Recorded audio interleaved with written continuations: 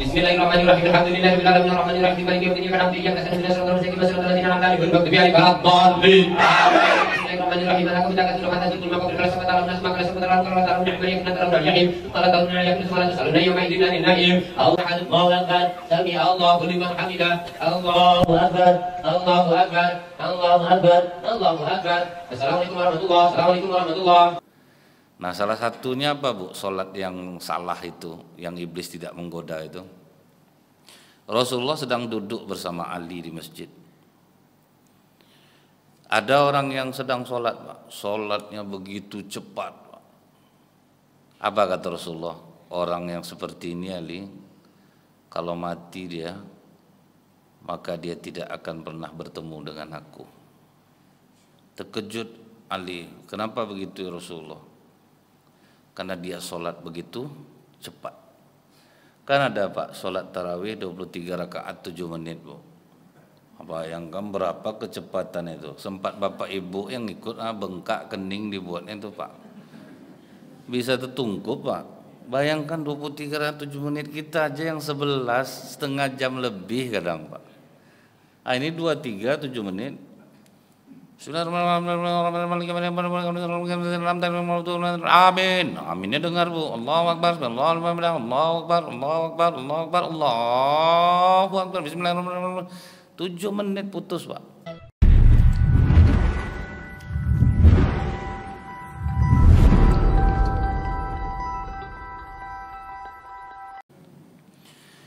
Waktu Rasulullah sedang duduk bersama tokoh-tokoh Quraisy, Pak.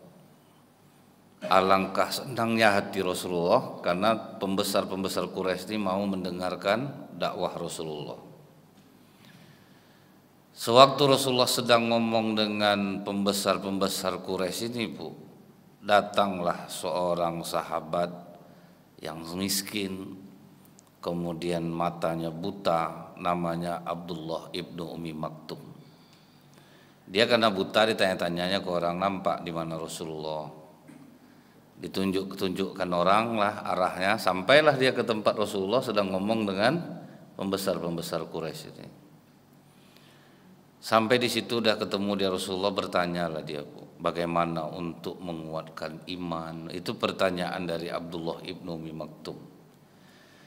Karena Rasulullah sedang ngomong dengan pembesar-pembesar Quraisy, agak tidak senang wajah Rasulullah gitu kepada Abdullah ibnu Umi Maktum. Agak tidak suka Rasulullah, Bu. Awak sedang mendakwahi pembesarnya, datang pula ini bertanya. Tapi Rasulullah masam wajahnya itu bukan karena benci kepada Abdullah ibnu Umi Maktum, karena dia sangat berharap keimanan dari orang-orang Quraisy ini. Karena Rasulullah bermuka masam, marahlah Allah dengan menurunkan surat Abasa wa tawalla anja'ahul a'ma wa ma yudrika la'allahu yazzakka aw yadzakkaru fatanfa'u dzikra. Bermuka masam kau Muhammad, marah Allah, Pak. Ketika datang seorang buta kepadamu, bisa jadi dialah orang yang lebih bersih hatinya. Jadi maksud Allah itu, Pak, tak usah diharapkan keimanan orang ini. Mungkin lebih bagus yang miskin buta ini, dia ingin membersihkan dirinya dari dosa. Dan kadang ini juga lah pelajaran bagi kami ini, Bu. Rasulullah tidak ada niatnya untuk merendahkan Abdullah bin Maktum. Kadang macam kami ini, Bu, gara-gara duduk sama pejabat, senang ceramah sama pejabat, atau orang kecil aja dibuatnya, Pak. Rendah orang dibuatnya. Jadi ini pelajaran juga bagi kami ini. Mentang-mentang menceramahi pejabat itu, Bu, sudah itu masjid-masjid biasa enggak mau lagi.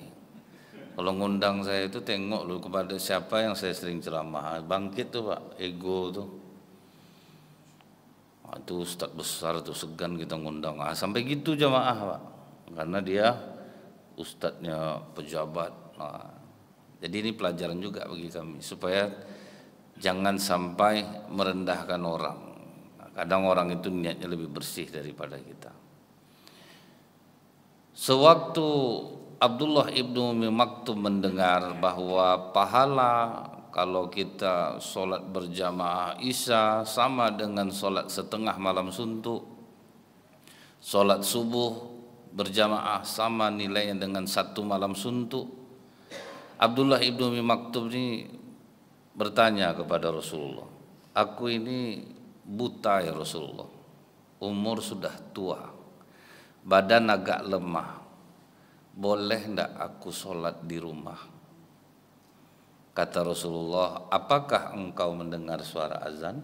Dengar ya Rasulullah, tidak ada keringanan untukmu. Itulah agak kerasnya ya Pak ya, sholat berjamaah ini sebetulnya, sebetulnya agak keras ya. Tidak ada keringanan untukmu Abdullah ibnu Umi Maktum. Nah bagi para sahabat Bu, kata-kata Rasulullah itu tuh tidak pula mereka untuk mencari rukhsah lagi Pak, tidak mencari keringanan lagi. Sami'na wa ata'na, kami dengar kami taat. Kalau kita ya banyak mencari alasan tuh Pak. Penyakit yang lebih berbahaya Bu di dunia ini bukan diabetes, kanker, tapi penyakit eksusitis, mencari alasan terhadap sesuatu yang tidak bisa kita kerjakan. Nah, itu paling bahaya tuh Bu. Ngapa Bapak nak ke masjid Pak? Dah tua nih, sama tahulah. Sakit pinggang. Nah, bisa Pak cari alasan tuh bisa aja Bu, tepat dia. Kemarin lama betul tidur. Ini ada pula nih agak sakit lah pinggang. Mencari alasan untuk sesuatu yang tidak bisa dilakukan. Tapi kalau untuk urusan bid masuk, Bu, tidak ada yang berhalangan satu pun Pak. Itu salutnya saya. Tiba pembagian sembako Bu, yang tua-tua tuh kuat tegak Pak, sengaja. Itu yang heran tuh saya tuh. Jadi ini kadang sedihnya kita itulah ya Bu ya. Itulah penyakit eksusitis tuh Pak, penyakit mencari alasan. Tapi bagi Abdullah ibnu Umi Maktum, begitu dia mendengar azan subuh, dia pun berangkat menuju masjid. Karena jalan bebatuan, banyak pepohonan kurma, terjatuhlah Abdullah ibnu Umi Maktum. Tegak dia balik Bu, jalan dia balik menuju masjid. Jatuh lagi, tegak lagi, jalan menuju masjid. Tidak ada cerita sama dia untuk pulang Pak. Pokoknya maju ke masjid. Jadi sholat berjamaah ini Bu, ujian terberat bagi laki-laki. Tengok dia maraton Pak, bisa jauh-jauh kadang Pak.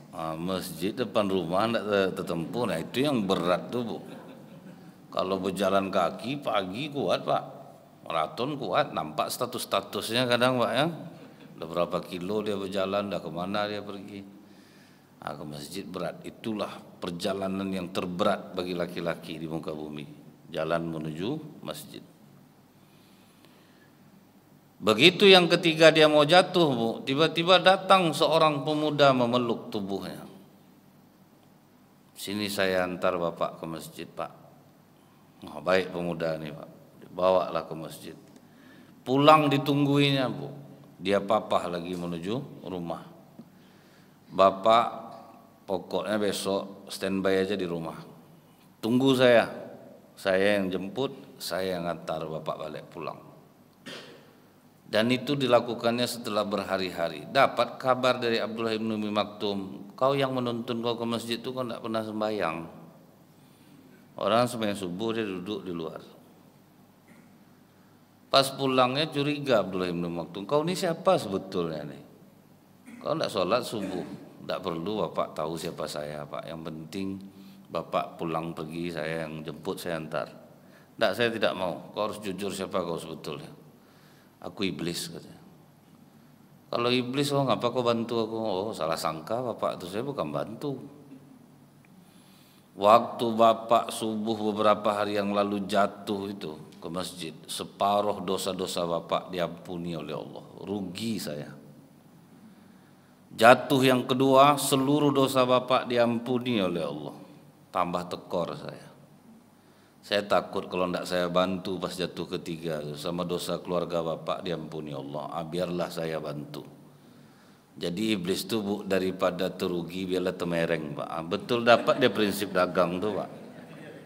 Biarlah temereng daripada rugi, tertungkup. Jadi jangan dikira iblis itu tidak bisa buat baik sama kita Pak. Dia bisa buat baik asal amal kita tidak nambah. Daripada banyak rugi dia, biarlah dia bantu. Jadi di sini kita tahu Bu, bahwa benar hadis Rasulullah, kita jalan ke masjid itu satu kesalahan diangkat, satu dosa diampuni.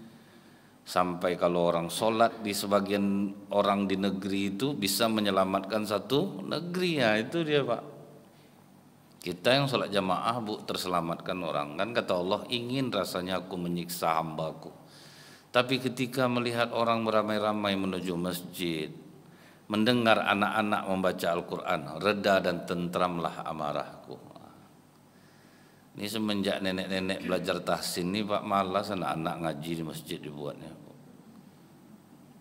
Nampak anak-anak main di luar habis tarawih, ngapa kalian main di luar? Ngaji dong, muak nengok nenek itu Ustaz. Salah aja huruf orang bacanya. Jadi tidak enak baca Quran jadinya.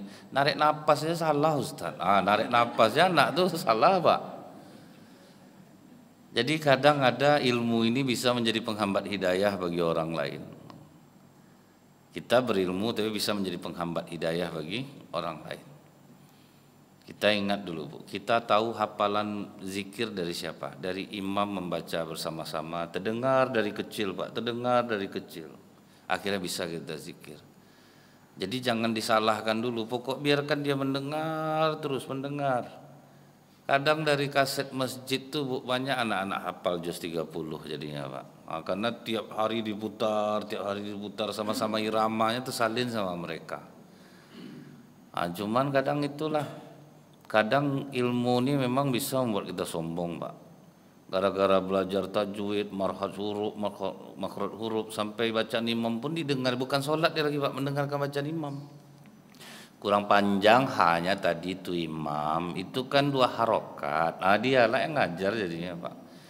Sempat kita pakai itu semua Bu, lidah kita lidah sambalado tanah Bu. Tidak bisa tepat tuh Pak. Lidah sambalado, jengkol. Disuruh tepat betul huruf, beda lah bacaan kita Pak. Tidak usah kepada orang Arab Saudi lagi Bu. Orang Minang bahasa Sunda aja tahu orang dia orang Minang gitu Pak. Walaupun dia bisa bahasa Sunda.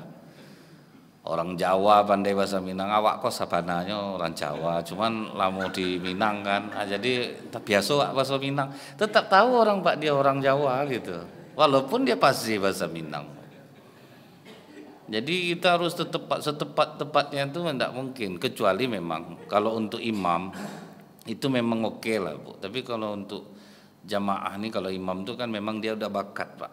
Dia udah bakat dia, jadi dia biasa lidah itu tepat dia jadi. Nah kemudian Bu, kata Ibnu Umi Maktum, kau jangan lagi nolong aku. Disitulah ternyata iblis ini kadang bisa memperlihatkan diri. Jadi kalau di zaman Rasulullah kan ada beberapa kali Pak, iblis yang menampakkan dirinya kepada Rasulullah, kepada para sahabat. Waktu Rasulullah mau ke masjid, itu berpas-pasan dengan iblis yang mau keluar dari masjid. Ditanya oleh Rasulullah, kenapa kau keluar? Di masjid ada orang sedang tidur, ada orang sedang sholat. Kata iblis ini, aku takut dengan orang yang sedang tidur. Kata Rasulullah, bukankah kau seharusnya takut dengan orang yang sedang sholat? Orang yang sedang sholat itu bodoh. Jadi aku takut aku ganggu yang bodoh nih sholat, yang berilmu nanti bangun membenarkan sholatnya, rugi aku. Jadi biarlah dia tidak menggoda orang Bu. Karena apa? Tidurnya orang berilmu itu lebih ditakuti oleh iblis daripada orang sholat tetapi bodoh Pak. Jadi biarlah tidak diganggunya orang yang bodoh nih sholat, daripada nanti yang berilmu nih bangun kemudian diajarkannya sholat yang benar, rugi dia. Nah salah satunya apa Bu? Sholat yang salah itu, yang iblis tidak menggoda itu. Rasulullah sedang duduk bersama Ali di masjid. Ada orang yang sedang sholat Pak, sholatnya begitu cepat Pak. Apa kata Rasulullah? Orang yang seperti ini Ali, kalau mati dia, maka dia tidak akan pernah bertemu dengan aku. Terkejut Ali, kenapa begitu ya Rasulullah? Karena dia sholat begitu cepat. Kan ada Pak, sholat tarawih 23 rakaat 7 menit Bu. Bayangkan berapa kecepatan itu. Sempat bapak ibu yang ikut bengkak kening dibuatnya itu Pak. Bisa tertungkup Pak. Bayangkan 23 7 menit, kita aja yang 11 setengah jam lebih kadang Pak. Ini 23 7 menit.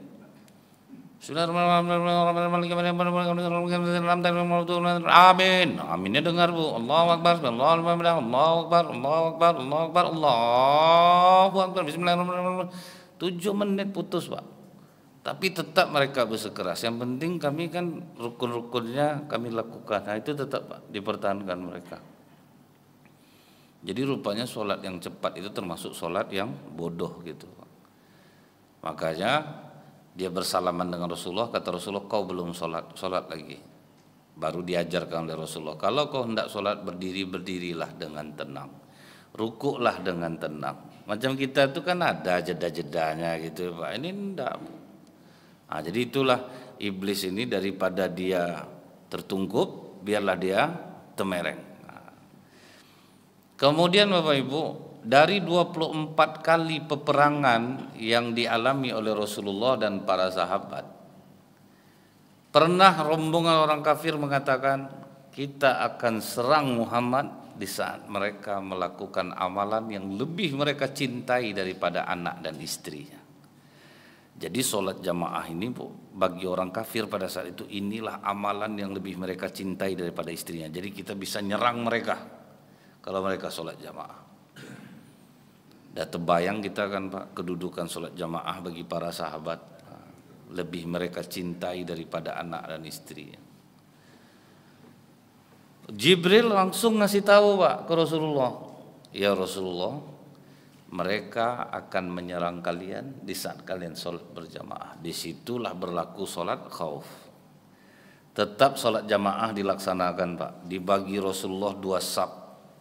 Begitu saf yang di pertama sujud, saf yang di belakang memegang senjata, memperhatikan sekitar. Rupa sholat tetap tidak ditinggalkan. Selesai saf yang di depan sujud, saf di belakang pula yang sujud, yang di depan pula memegang senjata. Kemudian setelah selesai dua-duanya, pindah posisi, yang belakang ke depan, yang depan ke belakang. Lanjut lagi macam seperti biasa. Jadi tidak bisa nyerang jadinya orang kafir waktu itu Pak. Di sini kita tahu betapa pentingnya kedudukan sholat berjamaah di dalam Islam ini. Apa kata Allah Bu? Wa'mur ahlaka bis sholah, dan perintahkanlah keluarga kalian untuk sholat. Wastabir alaiha, dan bersabarlah di atasnya. La nas'alukar rizqo, kami tidak minta rezeki kepadamu. Nahnu narzukuk, kami yang ngasih kalian rezeki. Wal akibatul littaqwa, dan akibat yang baik bagi orang yang bertakwa. Jadi orang yang sholat, laki-laki yang sholat berjamaah, rezekinya dalam tanggungan Allah. Jadi dijamin orang yang sholat berjamaah itu Pak tidak akan miskin, rezekinya dalam tanggungan Allah. Makanya kenapa Arab Saudi itu sangat kaya. Mereka kan sangat kaya tuh Pak, karena mereka masih sama dengan para sahabat Rasulullah Bu, bahwa sholat berjamaah lebih mereka cintai daripada anak dan istri mereka. Itu yang dapat saf di Masjid Nabawi, saf yang di depan itu tuh udah 47 tahun, 30 tahun dapat tempat di depan. Jam berapa kira-kira dia pergi ke masjid tuh Pak? Dia mengambil level yang tertinggi Bu. Karena orang yang jauh sebelum masuk waktu sholat dia sudah bersiap-siap, nanti di akhirat dia akan seterang matahari. Kalau orang azan baru dia siap-siap seterang bulan. Kalau orang iqomah baru dia siap-siap seterang bintang. Nah, kita banyak seterang kunang-kunang Pak. Nah. Jadi wajar aja Allah itu kurang memperhatikan kita tuh, wajar Pak. Kita tuh harus introspeksi diri. Udah dikasih jalan-jalannya gitu Pak ya. Udah dikasih Bu, ini cara-caranya. Kalau mau dapat level tertinggi ini hidup kita aja berlevel Pak. Dapat saf di depan, sebelah kanan laki-laki didoakan oleh malaikat. Sudah selesai sholat, duduk berzikir di tempat yang sama, tidak mundur ke sana mundur ke sini, dapat lagi doa malaikat. Kemudian duduk mendengarkan majelis ilmu, dapat lagi doa malaikat. Makanya orang-orang duduk di majelis ilmu itu apa Bu? Malaikat mengembangkan sayapnya, memberikan ketenangan jiwa. Makanya saking tenangnya jiwanya kita tuh banyak kita yang tertidur di pengajian tuh Pak. Karena apa? Jiwa kita tenang. Cobalah Pak, orang di rumah udah pakai AC, tempat tidur empuk, nggak bisa tidur. Ah ini sedang duduk Bu, bisa tidur. Kemana nikmat tuh mau dicari lagi Pak? Jadi kalau Bapak Ibu payah tidur datang aja ke pengajian. Datang orang bilang itu dari setan tuh, tidak ada satu pun hadis Rasulullah mengatakan orang yang tertidur di masjid dari setan itu tidak ada Pak. Cuman yang ada kalau menguap tutup mulut kalian baca auzubillahi minasyaitonirrajim itu ada. Kalau bersin baca alhamdulillah itu ada. Kalau kita bersin tuh Bu ya, kenapa kita mengucapkan alhamdulillah? Karena saat itu tubuh kita mati beberapa detik untuk mengeluarkan penyakit, makanya kita mengucapkan alhamdulillah. Tapi Rasulullah ngasih batas Bu, cuma 3 kali yang dari Allah. Kalau lebih dari 3 kali berarti kalian sakit, kata Rasulullah, berobatlah. Jadi jangan alhamdulillah kepanjangnya Pak. Bersin alhamdulillah, alhamdulillah sampai 10 kali Pak bersin. Dari sholat jamaah dibuatnya Bu. Udah capek lah orang jawab yahdikumullah, yahdikumullah. Dia sakit, pulang lah lagi itu kalau udah macam itu. Nah kemudian Bu, orang-orang di Arab Saudi itu, mereka itu mengambil level tertinggi dalam sholat berjamaah, datang lebih dulu, kemudian begitu azan berkumandang itu menjadi patokan, semua kegiatan mesti dihentikan. Ya, itulah toko tutup, kantor tutup, semua mereka sholat berjamaah. Dengan apa yang mereka lakukan ini, Allah menanggung rezeki mereka dengan mengantarkan jamaah umroh setiap hari beribu-ribu jumlahnya. Jamaah haji berjuta-juta banyaknya dikirim oleh Allah ke sana. Apa ndak murah rezekinya Pak? Perputaran ekonomi begitu kuat. Tapi mereka tidak pernah lalai dari mengingat Allah. Nah itu orang yang dicintai oleh Allah Bu. Orang yang memakmurkan masjid itu dia sibuk tetapi dia tidak lalai dari mengingat Allah. Jadi Allah tuh bukan suka dengan orang nganggur-nganggur tuh Bu. Allah tuh suka seorang mukmin dia sibuk tapi dia tidak meninggalkan sholat berjamaah. Caranya bagaimana ya? Misalnya kita Pak, aku harus jadi pengusaha aku nih. Jadi kerjaan aku bisa diselesaikan oleh orang. Jadi aku bisa sholat berjamaah. Itu kan bisa Pak. Tapi kalau jadi anak buah orang di Indonesia ini Bu, jangan coba lagi Pak. Tidak akan boleh sedang sholat berjamaah. Nanti aja kamu sholat zuhur panjang waktunya. Tapi kalau kita pengusaha Pak, kan bisa kita menerapkan ini Bu. Guna aku kaya nih supaya aku bisa sholat dengan tenang. Yang tidak bisa kita suruh orang ngerjakan. Kita terima orang yang bisa mengerjakan itu. Jadi kita tenang Pak. Bisa kita ibadah. Bisa kita santai. Ibu tahu enggak banyak pengusaha di Arab Saudi itu Pak, hotelnya cuma buka sekali setahun aja Pak. Sudah selesai musim haji, ibadahlah dia sampai tahun depan. Nah, pokok duduk ibadah, ngaji, sholat. Tahun depan buka lah balik. Nah, dia saking banyak duitnya Pak, makanya Allah percaya ngasih orang tuh kekayaan. Karena mereka itu gunanya kaya untuk menenangkan mereka beribadah. Kita makin kaya makin risau Bu. Makanya sholat tarawih sendal kiri sama kiri kita bawa dari rumah saking takut hilang loh Pak. Sampai mengeluh lah orang maling dibuatnya Pak. Kok kiri aja sendal orang di masjidnya. Payahlah dia mau maling ya dia. Jadi ini Pak ya, apa namanya nih, memang kita itu kalau di Indonesia ini makin kaya makin tinggi kerisauan. Kalau di sana makin kaya makin lapang jiwa mereka Pak. Itulah dampak dari sholat berjamaah yang mereka lakukan tuh Bu, sehingga membuahkan ide-ide yang cemerlang. Ketika mereka hartanya banyak, otomatis maling berkurang, kemudian penanaman agama tinggi. Makanya dicoba orang sosial eksperimen Bu, meninggalkan dompet apa, enggak ada yang hilang. Paling yang masih suka nyuri itu bukan orang sana gitu, orang-orang yang pendatang. Nah, kan banyak orang yang datang seperti itu tuh yang banyak mencuri, mencopet. Kalau orang sana tidak selera lagi sama duit Pak, karena duit mereka banyak. Dan disitulah kita tahu Bu, bahwa orang yang rajin sholat berjamaah itu selain kaya, hartanya hanya di genggaman, tidak sampai ke dalam jiwa.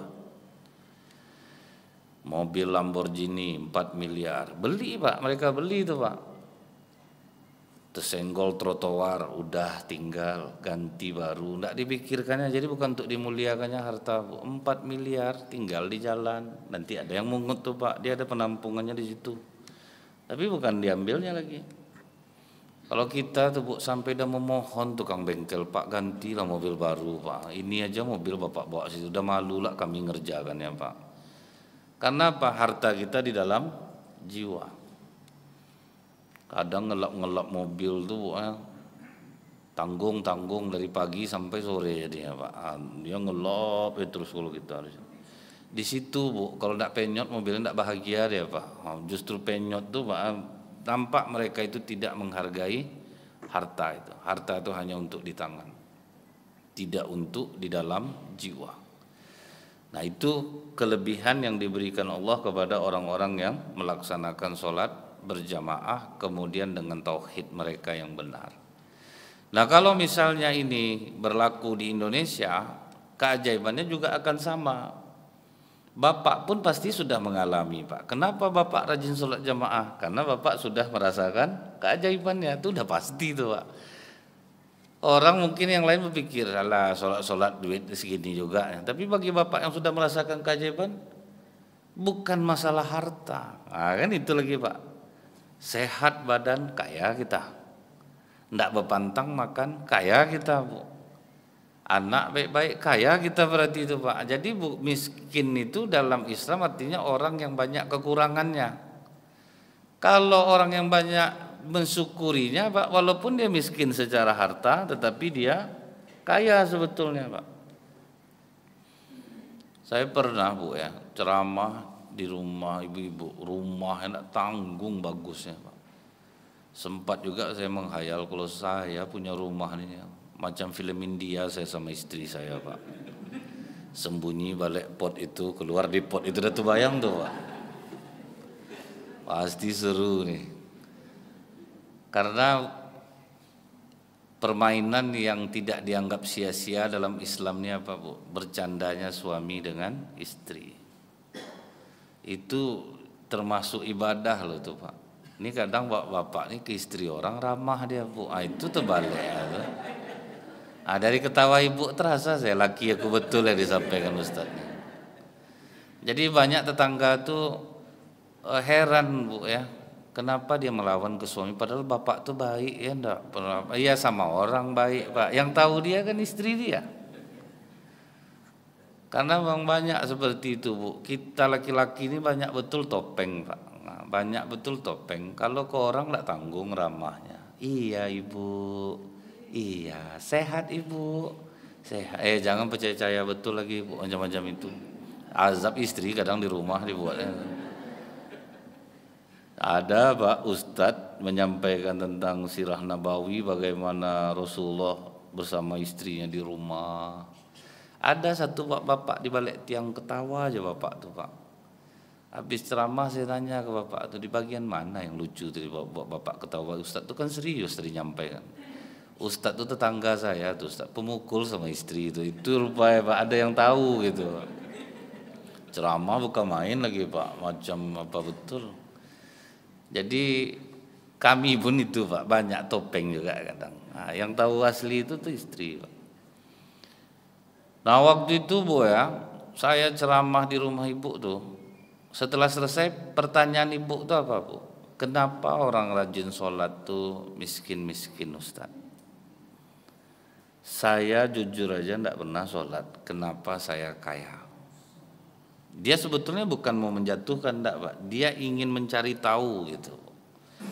Saya bilang sama ibu tuh, definisi kaya dalam Islam tuh Bu, orang yang selalu merasa cukup dengan apa yang diberikan Allah kepadanya. Orang yang miskin itu orang yang selalu merasa kekurangan. Ibu sudah memiliki harta sebanyak ini, sudah cukup atau masih kurang? Masih kurang Ustaz, berarti ibu miskin. Karena ibu masih kurang. Betul kata Ustaz. Baru dibetulkannya Bu. Rupanya apa kejadian? Saya rasanya Ustadz, kalau udah sekaya ini aman rumah tangga saya. Saya kerja dari pagi, memang berhasil dia Bu merintis bisnis itu Pak. Suaminya kerja juga, dia bisnis juga. Cuman gara-gara sibuk dia di bisnis dia kurang memperhatikan suami dia yang merupakan kewajiban dia. Akhirnya suaminya itu buka bersama, reuni lah Pak, sama kawan-kawan SMA. CLBK lah Bu, cinta lama bersemi kembali. Jumpa nih Pak sama mantan dia. Padahal hidupnya enggak sesenang sama istri ini, tapi akhirnya dia memilih hidup sama yang baru itu Pak. Saya sangka dengan harta ini Ustadz bisa saya membahagiakan suami saya. Ternyata tidak. Karena apa? Kami jauh dari agama. Saya tidak sholat selama ini. Inilah pengajian perdana di rumah saya. Nah itu Bu ya. Jadi ternyata bukan harta yang bisa membuat kita bahagia. Tetapi Rasulullah mengatakan sebaik-baik penolong untuk takwa kepada Allah adalah harta benda. Sebaik-baik harta di tangan orang-orang soleh. Dan siapapun yang mengamalkannya di Indonesia Bu, dengan prinsip bukan masalah kaya atau miskin kita rajin sholat itu, maka dia akan mendapatkan kebahagiaan yang sama seperti apapun yang dirasakan oleh orang yang sholat di Arab Saudi. Karena kita tahu Bu, pembersih Masjidil Haram, orang yang membersihkan Masjidil Haram, gajinya kata ibu besar tuh, enggak Pak, 1 juta cuman sebulan. Tapi ketika diwawancara, kalian mau enggak kerja lain? Kata mereka, enggak. Di mana lagi kami bisa sholat pahalanya 100.000 kali lipat. Nah, jadi mereka tuh bukan kaya miskin patokannya Bu. Ada yang dapat pegawai teladan, tukang bersihkan Masjidil Haram, dikasih hadiah uang, nolak dia Pak. Bisa enggak ditukar dengan sholat 2 rakaat di Hijr Ismail? Itu dimintanya Pak. Enggak usah duit lagi, izinkan saya sholat di Hijr Ismail 2 rakaat. Kalau kita tuh bisa enggak sholat situ ya juga, sholat itu duit ya juga. Nah, kalau kita kan dua-duanya Pak. Jadi beda Bu, mereka itu mencari kenikmatan ibadah. Macam porter-porter yang angkat barang Bapak Ibu ketika haji itu mereka enggak dibayar sama sekali, 0 rupiah. Upahnya Pak naik haji tahun depan Pak. Nah, semua porter itu Pak enggak ada yang dibayar. Asal bisa mereka naik haji tahun depan. Jadi mereka mendaftar tuh Pak. Itulah ngangkat barang Bapak Ibu itu. Bawa duit sendiri, bawa kompor sendiri, kadang tidur di jalan. Yang penting bisa naik haji. Nah, beda Pak kenikmatannya itu Bu. Jadi kalau orang-orang rajin ibadah itu, dia patokannya bukan antara kaya dan miskin lagi. Penting Allah ridho sama aku, walaupun hidup aku susah. Itu patokannya Pak. Nah inilah yang pernah saya sampaikan dulu sama Bapak Ibu tentang kisah Ammar Mustafa yang menjadi muazzin di Masjid Istana Riyadh saat ini. Dia merantau dari Sudan ke Riyadh. Jadilah dia pembantu tukang bangunan Bu. 5 tahun dia kerja sebagai tukang bangunan Pak. Jangankan untuk mengirim istrinya, untuk hidup dia di sana saja susah. Tapi ada yang tidak berubah di diri Ammar Mustafa. Tidak jauh dari Masjid Istana Riyadh ada masjid masyarakat. Disitulah dia azan dan sholat berjamaah setiap hari non-stop. Tidak pernah digaji pengurus, tidak pernah diajak makan, tapi tidak pernah mengeluh. Bagi Ammar Mustafa, terserah mau kau apakan aku ya Allah, asal kau ridho, aku ridho. Istrinya dapatlah Bu rezeki ya Bu ya, istri yang tidak menuntut. Itu kan dah berkah tuh Pak. Biarlah miskin tapi istri tidak menuntut dia untuk mengirimkan uang. Pokoknya sehat abang di sana, udahlah kami bisa di sini hidup. Itulah buah doa apa dia Pak ya, kemiskinan dia, sholat berjamaah tapi dibalas Allah dapat rezeki istri yang tidak menuntut dan ridho walaupun tidak dikirim uang. Itu yang orang beriman kepada Allah tuh Bu. Tidak pernah curhat kepada manusia, tidak pernah menceritakan kesedihannya kepada kawan-kawannya sesama tukang bangunan, tidak pernah kecewa pengurus tidak mau ngasih dia duit. Bukan itu tujuan dia Pak. Kita Bu udah rajin sholat jamaah di masjid, tidak dapat kupon kurban aja pindah masjid Pak. Sampai jumpa jauh-jauh Pak, pindah sholat Pak, apa Pak? Tidak dapat saya kupon kurban. Itu aja, jadi macam ada keuntungan dia baru mau ke masjid tuh Bu. Macam mau balik modal dia kadang-kadang ikut kurban, dapat kupon kurban, dapat kupon panitia. Istri bapak ini panitia juga Pak, anak 5 orang panitia semua, balik modal dia Pak. Balik daging tuh balik semua untuk dia, tidak berapa modalnya lagi. Jadi macam berjual beli dia di rumah sakit ini gimana modal dia supaya balik. Ada orang rumah makan dulu Bu, saya mau ikut kurban tapi beli nasinya panitia ke saya, jadi balik Pak. Itu. Saya ikut kurban beli ngambil nasi ke saya. Itu sementara Mar Mustafa Bu 5 tahun azan sholat berjamaah di sana, tidak pernah diperhatikan pengurus, tidak ada masalah sama dia Pak. Sampai akhirnya kawan-kawannya Bu yang duduk sama Amar. Jujur kami salut nengok Amar. 5 tahun kita bergaul, belum pernah kami mendengar kau mengeluh sedikit pun. Tidak pernah meninggalkan azan dan sholat berjamaah. Kami ini punya istri juga Amar, kami punya anak. Terasa kami sebetulnya kalau kami di posisi kau, tapi salut kami nengok kau Amar, kau tidak pernah menceritakannya. Jadi kami udah sepakat Amar, nyumbang-nyumbang untuk belikan kau tiket pulang ke Sudan. Belilah oleh-oleh untuk anak kau Amar. Wah alhamdulillah, aku terima kebaikan kalian. Ini orang miskin yang tidak sombong nih Pak. Dia ada orang miskin ini sombong Bu. Udah hidupnya susah Pak. Bantulah aku Bang, nanti aku kasih duit. Aku jangan dijengkal pakai duit Bang. Aku memang susah. Tapi aku ndak enak kayak gini. Aku kalau nolong itu matilah hidupnya Pak. Kalau orang miskin macam itu tuh. Allah benci dengan orang kaya sombong, tapi Allah lebih benci sama orang miskin sombong Pak. Ada pengusaha Bu, apa katanya ke saya hampir nampar orang miskin hari ini Ustaz. Apa masalah Pak Ji? Ustaz tahu yang jualan pakai gerobak depan masjid? Tahu. Saya mau sholat asar dibilangnya ke saya, Pak Haji ada duit enggak Pak Haji 4 juta, saya mau beli Honda bekas. Saya bilang ada, nanti habis sholat temui saya. Datanglah dia ke tempat saya Ustaz. Saya bilang sama dia, saya ini kan ada zakat mal. Jadi saya keluarkan aja zakat mal saya di depan 4 juta untuk kamu. Maaf Pak Haji, saya enggak nerima zakat. Ngapa kau enggak nerima zakat? Karena Rasulullah enggak nerima zakat Pak Haji. Kau kan enggak Rasul dong, ngapalah kau enggak nerima? Ini orang miskin sombong nih Pak. Dia masuk 8 asnaf, dikasih zakat mal enggak mau dia.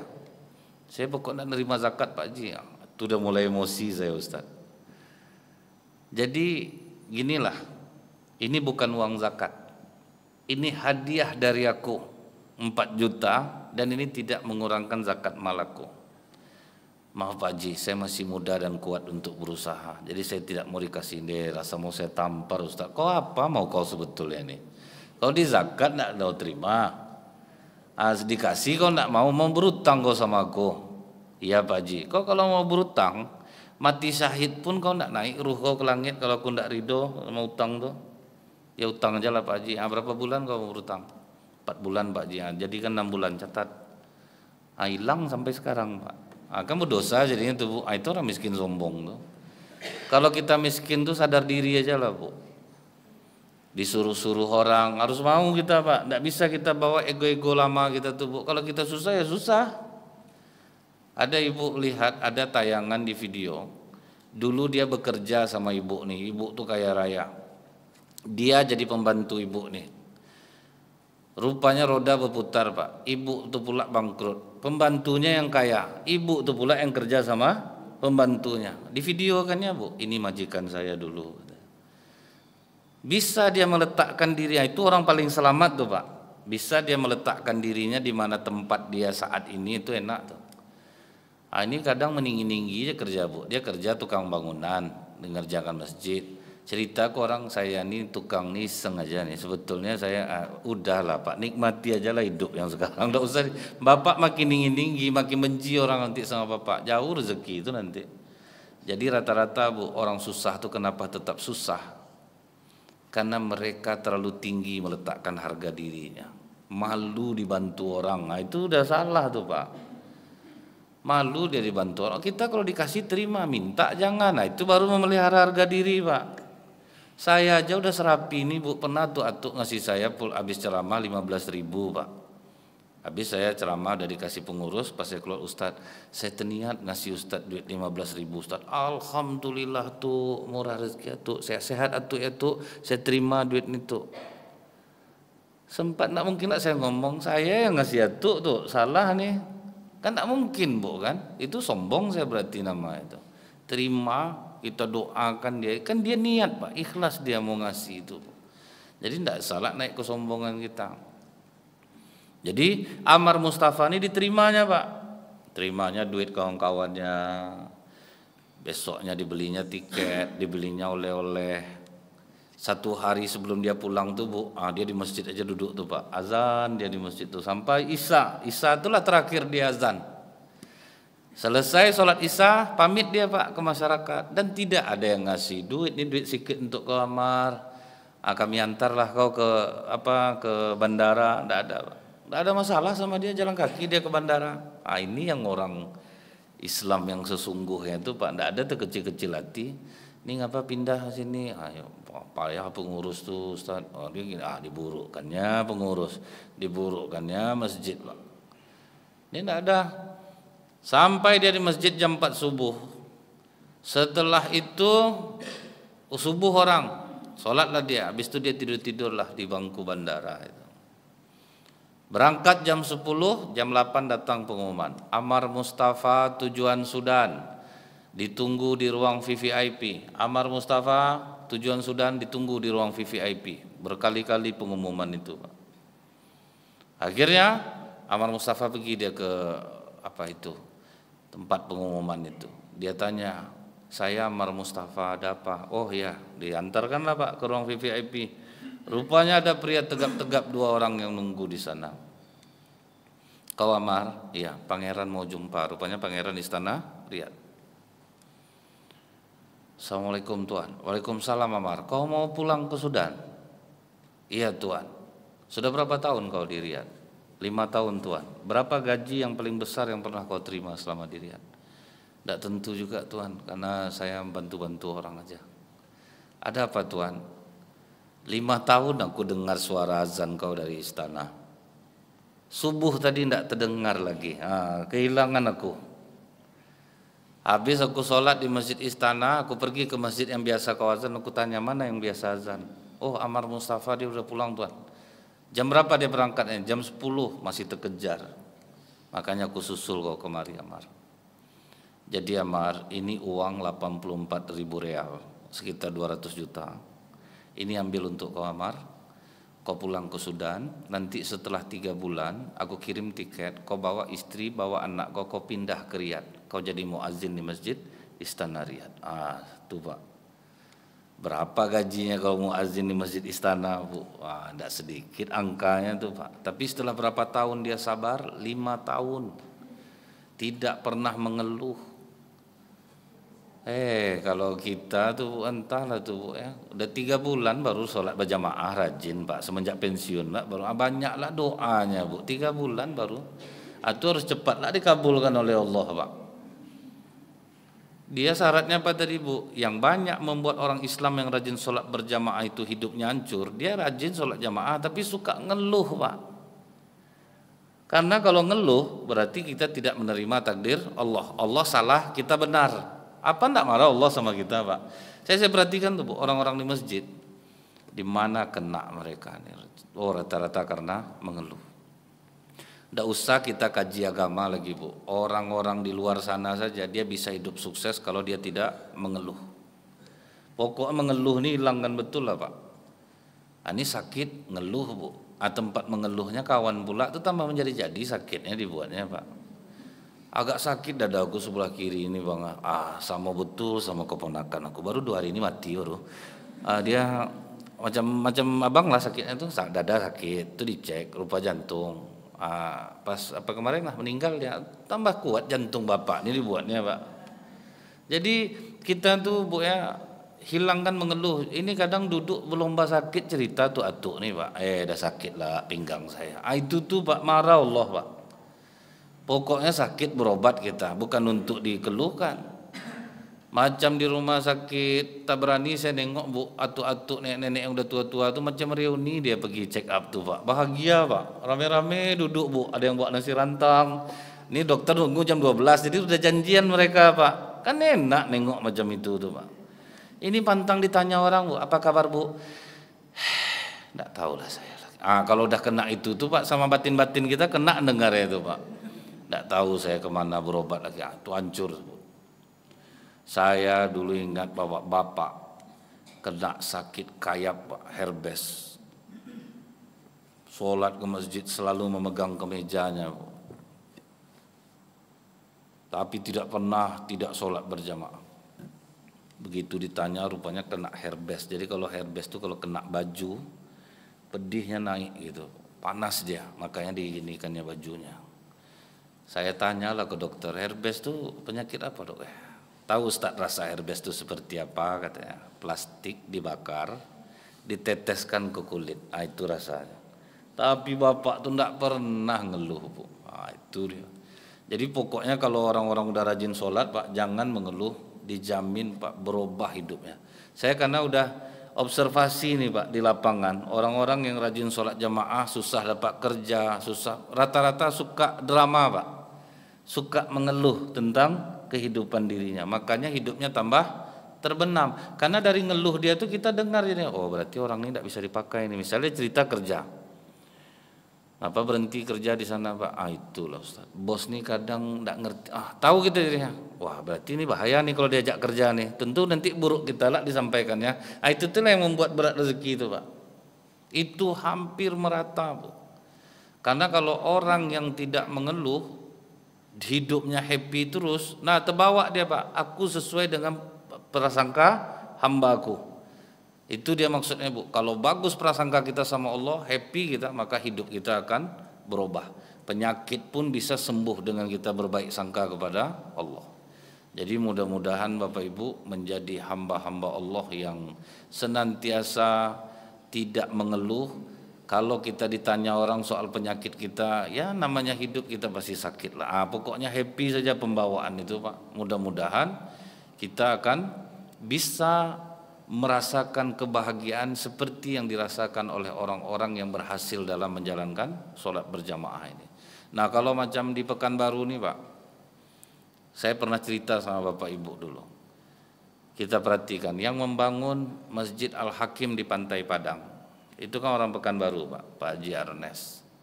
Punya dunia tekstil, Grand Indonesia Tekstil, Indonesia Tekstil. Saya cobalah duduk berdua sama dia. Rata-rata Pak pengusaha nih Pak ceritanya bahagia Pak. Wow wajar. Cerita itu tidak ada mengeluh. Cerita itu bahagia. Kemudian apa Bu? Karyawan laki-lakinya semuanya harus sholat berjamaah. Nah, itulah yang membuat dia melejit tuh Bu. Karir melejit, rezeki melejit, tidak suka mengeluh. Oh rupanya itu syaratnya Pak, supaya hidup kita ini makmur Bu ya. Kita harus bahagia. Karena apa? Apa yang ada di hati kita ini Pak, itu justru akan menjadi bumerang untuk naik atau tidaknya penyakit kita. Misalnya gini nih Pak, Bapak pergi ke dokter, jantung Bapak sakit nih Pak. Begitu Bapak masuk ruangan dokter, tersenyum dokter Pak. Selamat pagi Bapak, ada yang bisa saya bantu? Kena senyum dokter itu aja Pak, 25% sembuh penyakit itu Pak. Silakan duduk Bapak, apa keluhan Bapak? Jantung saya nih dokter. Pak, saya lihat perawakan Bapak, udah yakin saya, insya Allah jantung Bapak sehat Pak. Udah sembuh 25% tuh Pak. Coba saya cek ya Pak ya, sebentar. Alhamdulillah detak jantung Bapak bagus, pada berserak bunyi ya Pak, tidak tentu lagi bunyi. Tapi karena dibilang dokter itu Pak, timbul semangat. Apa pantangan makan dokter? Tidak ada Pak, Bapak makan aja yang Bapak suka. Karena menurut dokternya umur Bapak ini 3 bulan lagi Pak. Tapi gara-gara dia diberikan kata-kata yang baik itu Pak, bisa sembuh enggak Bu? Sembuh Pak. Tapi ibu sakit kepala biasa, datang ke dokter, baru masuk digelengkan dokternya, kepala bertambah sakit. Parah. Apa keluhan ibu? Sakit kepala biasa aja dok. Biasa kata ibu. Coba saya senter mata ibu. Nyerah saya Bu, ini udah parah nih. Bisa mati Bu keluar dari ruangan dia. Artinya apa Bu? Kata-kata negatif itu membahayakan jiwa kita Pak. Makanya kalau kita sedang sakit tuh Bu, macam mana kabar Pak Ji? Biasa lah, orang tua lah namanya, ada sakit, ada apa. Pokoknya kita tuh santai aja Bu. Tapi kalau sempat dia apa itulah. Dah saya coba berobat ke Malaka dengan mimik wajah yang sedih itu. Kita dengar aja bisa sakit dibuatnya Pak. Mendengar aja kita Pak bisa sakit kita dibuat. Saya makanya kalau kajian orang-orang pensiun Bu agak cepat saya keluar. Bertanding sakit Pak, tidak boleh kalah dia daripada yang lain. Lama tak nampak Pak Haji, baru balik di Malaka pula berobat. Kepala sebelah kanan sakit pula. Bapak baru sebelah kanan, saya kiri ya, belakang nih ya sakit nih. Berlebih lah dia lagi Pak. Bagus saya keluar lagi, mohon izin saya Pak, saya keluar. Kalau tidak saya sakit nanti Bu. Jadi ingat tuh Bapak Ibu ya, kalau kita udah rajin sholat jamaah, sudah rajin ibadah, jangan pernah mengeluh. Subhanakallahumma bihamdika asyhadu an la ilaha illa anta astaghfiruka wa atubu ilaik. Assalamualaikum warahmatullahi wabarakatuh.